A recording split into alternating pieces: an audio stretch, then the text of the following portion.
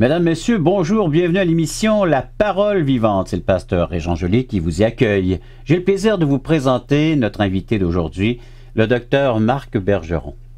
Monsieur Bergeron, bonjour. Bonjour, Monsieur Joly. Bienvenue à l'émission Parole Vivante. Je vous remercie infiniment de votre invitation. Vous êtes près de la souffrance, de la douleur, car vous soignez des personnes atteintes du cancer. Tout à fait. Je suis hémato-oncologue. Je travaille actuellement à l'Enfant Jésus dans le CHU de Québec depuis bientôt une trentaine d'années. Et puis, je suis en contact avec les malades atteints de cancer. Et on peut dire que dans notre métier, on veut guérir tout le monde, mais malheureusement, même avec des traitements très modernes, il y a des gens qui vont finalement aller vers la mort. Et puis, on se charge aussi, évidemment, de les accompagner à ce moment-là, de les aider à bien mourir. Et vous êtes ici, entre autres, pour annoncer une marche qui aura lieu le 18 mai prochain à Québec. Effectivement, il y aura une marche qu'on appelle la marche printanière. C'est une marche citoyenne qui a pour but de dénoncer ou l'euthanasie, car le gouvernement du Québec a pour projet, d'ici dans les prochains mois, d'instituer une loi qui permettrait l'aide médicale à mourir, ou si vous voulez, euthanasie, dans certaines circonstances bien balisées. Alors donc, chers amis, restez à l'écoute, car voilà le thème de l'émission « Peut-on mourir dignement ?» C'est ce que nous abordons à l'émission « La Parole Vivante ».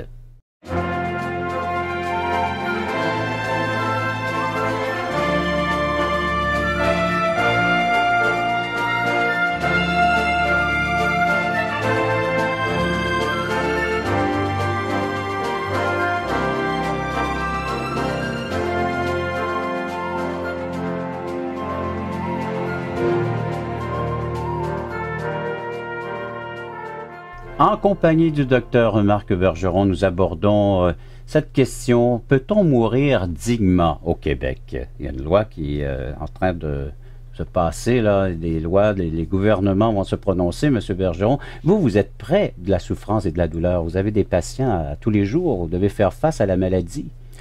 Effectivement, comme médecin qui traitons des cancers de toute nature, que ce soit des cancers des tumeurs solides ou des leucémies aiguës, etc., nous faisons face à ce genre de maladie-là et malheureusement, on ne peut pas guérir tout le monde. Et certaines personnes vont éventuellement décéder de leur maladie, de leur cancer. Et donc, nous sommes obligés, en quelque sorte, d'en prendre soin et nous sommes confrontés quotidiennement à la mort de nos malades. Mais les gens qui viennent vous voir, ils ont cet espoir d'être guéris, d'obtenir un prolongement de leur vie. Définitivement. Et puis, c'est avec la science moderne de nos jours, on a des puissants moyens pour guérir beaucoup de personnes, probablement plus que la moitié de nos malades qui ont des cancers. On obtient des résultats assez faramineux. Cependant, malgré tout, la science moderne, et malheureusement, il y a des gens qui vont encore décéder de cancer en 2013. Et puis, ces gens-là, quand même, même si on ne peut plus les traiter, leur offrir de guérison, on peut quand même leur offrir un espoir de mourir bien entouré, de mourir dignement, de mourir avec un bon soulagement. Et puis du personnel médical, infirmier, autres professionnels de la santé qui vont s'occuper de leurs derniers jours, qui vont les accompagner dans leur souffrance et qui vont finalement mourir soulagés et puis entourés de leur famille aussi. Car si nous avons invité à notre émission, il va sans dire que le public en général est touché par le fait qu'il y a une loi qui prochainement sera certainement votée par nos gouvernements, nos autorités, de mourir dignement en offrant l'euthanasie. Et vous, quelle est votre position face à cette future loi? Bien, écoutez, moi, comme médecin et ayant comme mission et ayant fait le serment d'Hippocrate de soigner les malades et de les guérir dans la mesure du possible, envisager de donner la mort, pour moi, c'est inconcevable. Je suis un médecin qui a pour but de donner la vie autant que possible, et puis lorsque la mort devient incontournable, bien de les aider à cheminer dans cette chose-là, mais le rôle du médecin n'est pas de donner la mort aux gens, n'est pas de les faire mourir volontairement. C'est l'euthanasie, c'est ça dont on parle. Dans le rapport de la commission parlementaire, on parle d'aide médicale à mourir, mais ce terme-là est quand même flou, prête à confusion sur le rôle du médecin. En fait, il s'agit véritablement du projet du gouvernement d'un projet de créer ou d'instaurer l'euthanasie au Québec, ce qui n'est pas banal. On franchit là une ligne là, on n'a jamais franchi auparavant. Y a-t-il un danger d'accorder un tel pouvoir à peu importe l'être humain, mais là ici on parle des médecins, d'enlever la vie? Est-ce qu'on peut parler de tuer, d'enlever la vie? C'est un meurtre. Si on utilise les termes mourir dignement, on comprend le terme, là, mais les vrais mots, les vraies valeurs. Définitivement, là, si on instaure l'aide médicale à mourir sous forme d'euthanasie, c'est ce dont il s'agit. Les médecins auront le pouvoir, la loi va leur conférer le pouvoir de donner la mort volontairement à un malade qui répond à des critères bien précis. Le malade est consentant, il a une maladie grave et irréversible, il a une souffrance incontrôlée par la médecine moderne, il est majeur. Avec cet encadrement-là que la loi du Québec va instaurer, à ce moment-là, bien, le médecin aura en quelque sorte un permis de tuer, mais de faire mourir les gens. Même si les gens le demandent, évidemment, c'est une demande où les gens sont consentants, c'est pas contre leur volonté, mais ça demeure quand même un acte où on va faire mourir volontairement, on va donner la mort volontairement à des êtres humains. Merci, M. Bergeron, d'utiliser des termes justes, des termes selon leurs valeurs. Nous comprenons mieux, car aujourd'hui, les mots n'ont plus cette valeur qu'on avait autrefois auparavant, mais on va y revenir. Avant, j'aimerais inviter nos téléspectateurs. Vous êtes en train d'écouter cette émission, vous réagissez, faites-nous en part en téléphonant en 877-l'Espoir, en 877-537-7647. Vous pouvez appeler maintenant ou visiter nos sites espoir.ca, toutchrétien.com. Commentaires, réactions, vous aimeriez poser des questions, ce service est gratuit. Après la pause, on revient sur comment mourir dignement. Peut-on mourir dignement? Définitivement, l'être humain ne perd pas sa dignité du fait qu'il tombe malade. Un être humain, il est digne de la naissance jusqu'à la mort.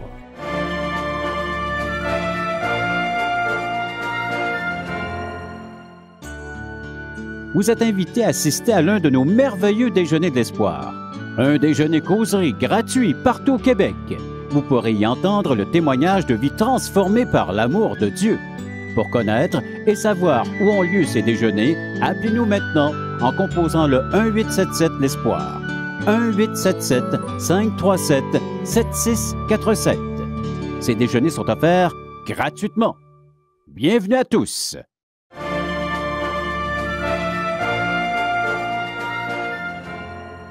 Nous entrons dans le vif du sujet. Nous allons poser la question, votre question certainement, au docteur Bergeron.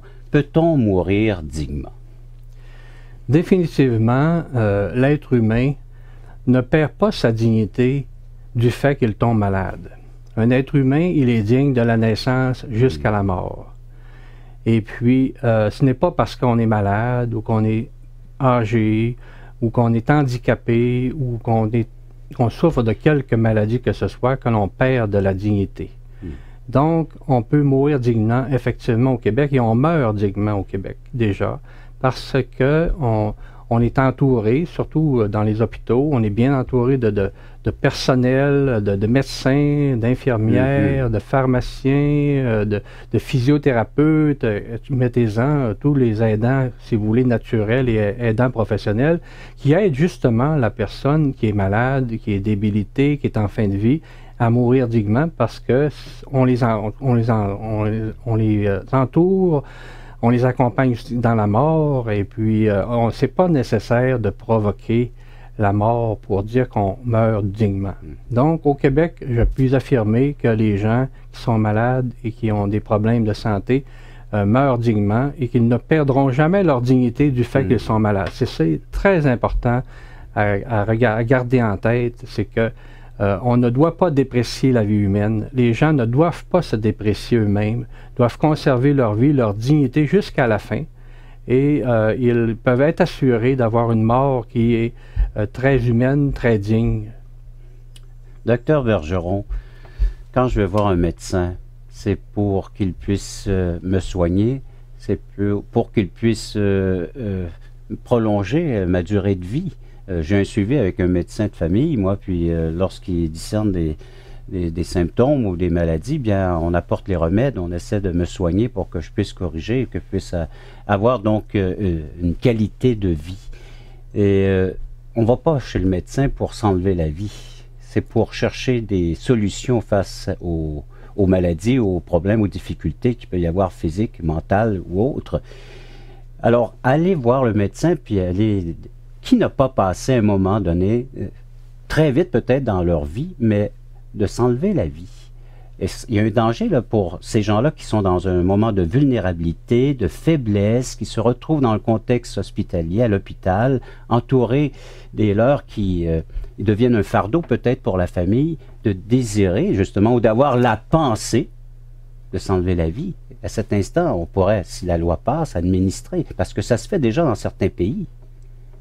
Effectivement, donc, pour la première partie de votre question, quand vous voyez un médecin, c'est avec confiance qu'il va vous apporter de la guérison, sinon un soulagement. Le médecin est formé pour cela, fait des études de plusieurs années d'études, dans le but justement d'apporter une guérison, et puis ou tout au moins un soulagement. Vous pouvez donc avoir confiance en votre médecin qui a fait aussi un serment d'aider les gens, le serment d'Hippocrate, qui est encore prononcé chaque année lorsque les étudiants ont fini leur cours de médecine. Et puis, ils font le serment qu'ils ne donneront pas de produits toxiques à leurs malades. Si on prend le vieux serment d'Hippocrate, à l'origine, le sens de ça, c'est qu'on ne donne pas de poison à nos malades pour les faire mourir. On va utiliser tous nos moyens pour les aider, les soulager, ne pas prendre avantage du fait qu'ils sont débilités, qu'ils sont malades. Alors donc, cette confiance-là est à la base de la relation médecin-malade.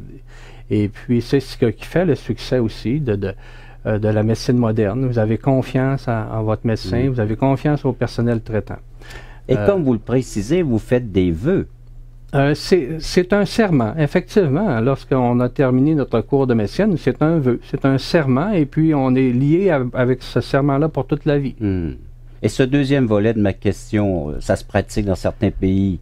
Quelles sont les conclusions c'est une dizaine d'années en Belgique, en Hollande? Oui, en Belgique et en Hollande, malheureusement, l'euthanasie, ou si vous voulez, l'aide médicale à mourir dans le sens de l'euthanasie, est disponible. Et à l'origine, c'était pour bien faire, c'est-à-dire qu'on voulait apporter quelque chose de plus, dit-on, pour certains malades qui avaient des douleurs ou des maladies incontrôlables, qui n'étaient pas soulagés par la médecine moderne. On a voulu les aider, mais en leur fournissant une mort volontaire, l'euthanasie, en leur injectant un poison mortel. Mais on s'est aperçu à l'usage que cette chose-là, ça dérivait de plus en plus. Initialement, c'était pour les malades incurables ou qui avaient des souffrances incontrôlables, mais à l'usage, on s'aperçoit qu'il y a des gens déprimés là-dedans. Il y a des gens qui ne veulent plus vivre pour toutes sortes de raisons, qui sont tannés de la vie. On a extensionné finalement ce cadre-là et il n'y a pas de limite à ça. Et éventuellement, les mineurs vont finir par être intégrés à cette façon de faire, à cette façon de donner la mort. Vous réagissez présentement? Vous nous en faites part. 1-877-l'Espoir, 1-877-537-7647 ou visitez nos sites espoir.ca, toutchrétien.com. Un service tout à fait gratuit, déjà disponible. À vous d'en profiter pleinement. Vous pourrez faire la demande aussi de littérature qu'on offre à chaque émission, à chaque occasion. Vous pouvez nous faire la demande Et pourquoi pas donc se documenter sur le livre qui parle de la vie, la parole vivante, la Bible. Nous vous l'offrons gratuitement aussi. Après la pause, on regarde comment nous pouvons mourir dans l'espoir. Une autre façon de mourir, une autre façon de voir les choses que l'euthanasie. Définitivement. Et puis cette solution-là, on la connaît. Ce sont les soins palliatifs.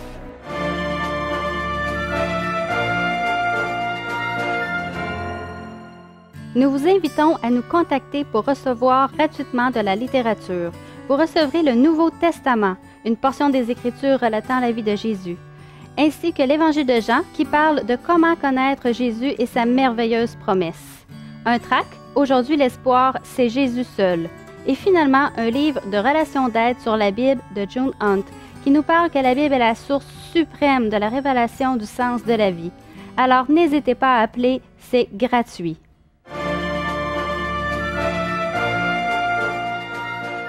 Nous regardons ensemble cette loi, Mourir dignement, une loi qui, le gouvernement vont bientôt voter. Est-ce qu'il y a des dates déjà? Est-ce que vous avez suivi le dossier? On parle de fin juin, avant la fin de la session parlementaire. Alors, on veut chercher le plus grand nombre de personnes à se rallier avec une autre façon de mourir, une autre façon de voir les choses que l'euthanasie. Définitivement. Et puis cette solution-là, on la connaît. Ce sont les soins palliatifs. Des soins palliatifs, qu'est-ce que c'est exactement? Bien, c'est un ensemble de prise en charge du malade qui a différents problèmes. À ce moment-là, je devrais dire que toute demande d'euthanasie doit être analysée et décortiquée. Alors, la personne qui demande l'euthanasie, souvent, c'est parce qu'elle peut être souffrante, mais elle peut aussi être déprimée. Elle peut se sentir abandonnée des siens. Elle peut avoir d'autres problèmes. Alors, les soins palliatifs qui ont pour but de soulager la souffrance humaine, d'accompagner les gens jusqu'à la mort naturelle, donc vont se charger de les soulager, vont se charger aussi de les entourer, de leur donner des soins quotidiens. Hein. Quand vous êtes à l'hôpital, les soins palliatifs, ça inclut beaucoup de choses. Ça. Oui, on soulage la douleur, on a des bons médicaments, des médicaments qui ne donnent pas la mort. Mais la morphine, ça ne tue pas lorsque c'est utilisé à les bonnes doses. Et c'est ce qui arrive dans les hôpitaux. On utilise les bonnes doses, donc ça ne fait pas mourir les gens. Et puis, un malade qui est à l'hôpital, il est entouré d'infirmières, de personnel qui les font manger, qui changent leur lit tous les jours, qui lui donnent le douche, etc. Ouais. Il y a beaucoup de choses, de soins palliatifs. Vous pouvez avoir le support des aumôniers, le support spirituel. C'est ça, des soins palliatifs. Contrairement à de l'euthanasie, où vous allez tout simplement injecter une substance mortelle au malade à un moment donné et le faire mourir, alors que cette personne-là peut mourir naturellement, accompagnée de personnes très empathiques, très dévouées, qui vont veiller au confort du malade jusqu'à son dernier sa dernière respiration. Monsieur Vergeon, est-ce qu'on peut améliorer les soins palliatifs? Il faut qu'on les améliore. D'ailleurs, c'est la recommandation principale de la commission parlementaire de mourir dans la dignité, c'est-à-dire améliorer la qualité des soins palliatifs, améliorer la formation des gens qui donnent les soins palliatifs, améliorer la disponibilité, le rendre disponible à tous les citoyens du Québec. On estime qu'actuellement, il y a juste environ peut-être un tiers des gens qui ont véritablement accès à des soins palliatifs et ça presse. À date, depuis un an maintenant que la commission a fait son rapport, il n'y a rien qui a été fait encore. Rien? On n'a pas l'impression qu'il n'y a rien qui a bougé. Alors, on dirait que les ressources sont plutôt dirigées pour faire une loi qui va permettre l'euthanasie. Alors, ça me plaît beaucoup moins, cette chose-là. Comment inviter les gens et sécuriser les gens lorsqu'ils entrent dans votre bureau, qu'ils vont recevoir tout le nécessaire? Comment mourir d'espoir, dans l'espoir? Que leur offrir, en plus de cette marche du 18 mai dont vous avez annoncé dans le cadre de nos émissions et dans d'autres médias certainement, mais que faire? Comment les gens peuvent mourir, non pas dignement comme il est annoncé par cette loi, mais d'espoir, jusqu'au dernier souffle? Définitivement, donc, les gens ne doivent pas favoriser l'euthanasie. doivent se détourner de ce chemin-là qui n'est pas la bonne voie. C'est une voie d'évitement, ça ne mène nulle part. Ils doivent tout simplement exiger des soins palliatifs de qualité, en parler à leurs députés, les rencontrer, leur écrire, manifester ouvertement pour que cette loi-là ne passe pas, mais qu'on développe par contre les soins palliatifs tels que recommandés dans la commission médicale, dans la commission parlementaire sur le mourir dans la dignité. C'est important d'insister qu'il faut développer les soins palliatifs au Québec. C'est la solution à la souffrance humaine, surtout en fin de vie. Monsieur Bergeron, merci de cette intervention dans nos émissions et on voudrait ouvrir de plus en plus le volet aux problèmes de notre société. Oui, la parole de Dieu a sa place, mais d'une façon plus pratique, nous voudrions atteindre les gens. Et voilà une façon. Il y a la marche, une marche printanière, c'est le 18 mai qui aura lieu au Parlement. À midi, le rassemblement sur les plaines d'Abraham et ensuite il y aura le départ de cette marche. À vous d'y être, à vous d'appuyer ce mouvement et vous pouvez toujours nous appeler, nous écrire pour avoir les détails. 1-877 l'Espoir, 1-877-537-7647 ou via nos sites web espoir.ca, toutchrétien.com. Après la pause, je reviens avec la conclusion de l'émission. L'Évangile nous dit « Tu ne tueras point ». C'est le commandement de Dieu.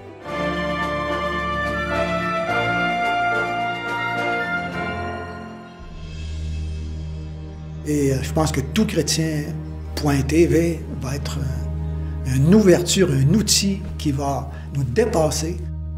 Et tous les espoirs sont permis. Toutchrétien.com est donc là pour rester et grandir. Ce grand portail constitue en lui-même une plateforme unique d'études et d'échanges entre les chrétiens du Canada francophone et de la francophonie tout entière. Toutchrétien.com, un vecteur d'évangélisation unique au service de l'Église de Jésus-Christ. Pour les gens qui ont envie de vivre une relation avec Jésus-Christ, je crois que là, ils vont trouver quelque chose qui ressemble à leur temps et qui répond à des besoins de tous les membres de leur famille.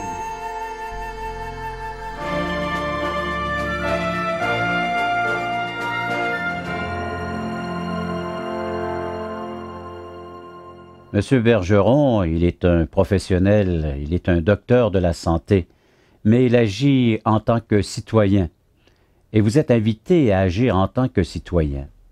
Vous êtes tous invités à prendre position face à l'euthanasie, du fait d'ôter, d'enlever la vie à quelqu'un, à notre proche, à notre semblable. L'Évangile nous dit « Tu ne tueras point ». C'est le commandement de Dieu. Jésus-Christ est venu sur cette terre pour démontrer, manifester la vie, la véritable vie, le sens à la vie, le but, le pourquoi de notre existence, de vivre avec Dieu, non seulement ici-bas sur cette terre, mais il nous promet, il fait la promesse qu'un jour nous serons avec lui pour l'éternité. À tous ceux qui croient en cette promesse, et surtout en celui qui est l'accomplissement de la promesse, Jésus-Christ. Vous souffrez, il y a de la souffrance chez vous, vous êtes abandonné, vous êtes devenu un fardeau peut-être pour vos proches.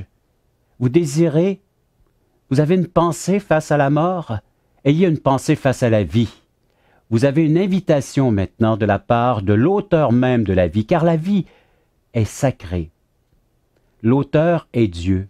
C'est Dieu qui nous a prêté la vie, et il veut que nous en prenions soin, dans tous les détails.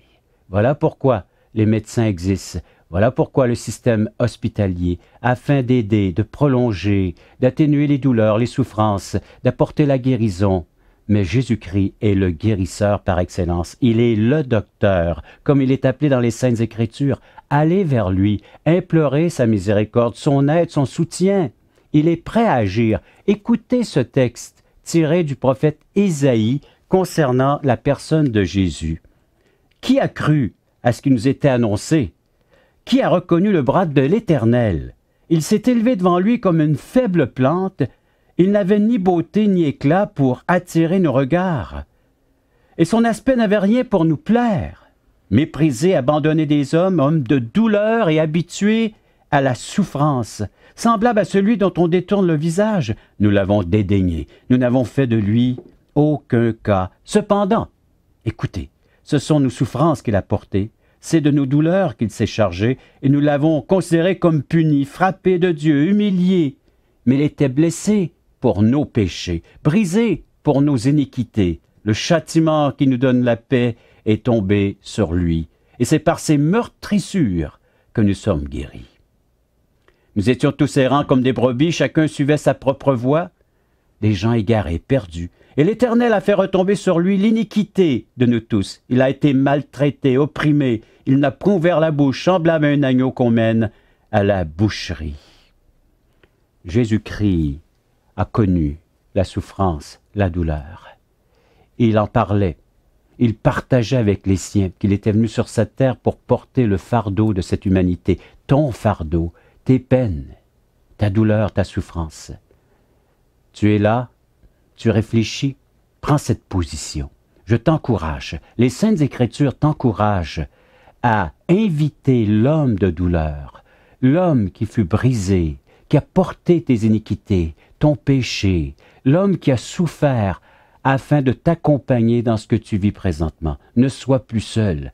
Invite-le à l'instant même à devenir ton sauveur, ton Seigneur, et lorsque viendra l'heure de rendre ton dernier souffle, il sera là pour t'accueillir dans l'éternité. À une condition, reconnais ta faiblesse, reconnais l'être pécheur dont tu es et le besoin de sa présence dans ta vie. Accueille-le comme il est décrit dans les Saintes Écritures, celui qui est prêt à porter, celui qui a porté le jugement, celui qui a été blessé, afin que toi tu puisses en être libéré. Un acte de foi, voilà ce que l'Évangile te demande. Merci d'avoir été à l'écoute de cette émission de la Parole vivante.